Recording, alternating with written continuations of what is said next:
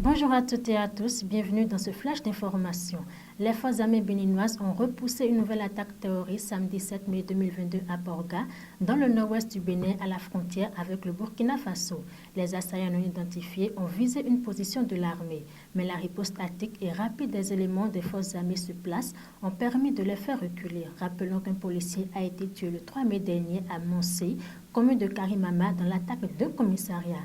La tournée d'explication des membres du gouvernement sur la cherté de la vie au Bénin démarre jeudi 12 mai prochain. Elle va mobiliser les ministres qui feront une descente sur tout le territoire national pour expliquer aux populations les raisons de la hausse vertigineuse des prix des denrées alimentaires, de grande consommation et autres produits manufacturés. Elle va se dérouler du 12 au 19 mai 2022. À noter qu'elle avait été reportée le 5 mai dernier. Au Nigeria, au moins 48 personnes ont été tuées le 6 mai dernier dans des attaques menées par des bandits dans le nord-ouest du pays. Ces attaques ont visé 3 villages de l'état de Zamfara.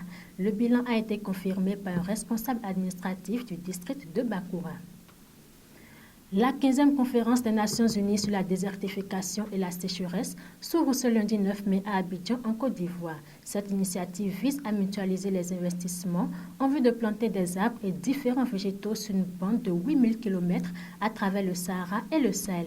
Elle réunit une centaine de personnes, dont une trentaine de chefs d'État autour du président ivoirien Alassane Ouattara.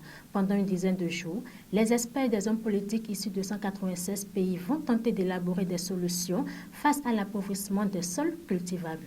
Et pour finir, les deux AB Foot Bénin, association des anciennes footballeuses du Bénin, célèbrent par anticipation la fête des mères. Ce dimanche, elles étaient sur le terrain de Africa Land de Fifadji pour une rencontre interne qui s'est soldée par 5 buts à 2. Les deux AB Foot Bénin se rendent à Grand Popo le 29 mai prochain pour un autre match contre le homologue du Mono. Ce sera à l'occasion de la fête identitaire de Novicha. Fin de ce flash d'information. Merci de l'avoir suivi. Restez First Afrique TV, le vrai visage de l'information.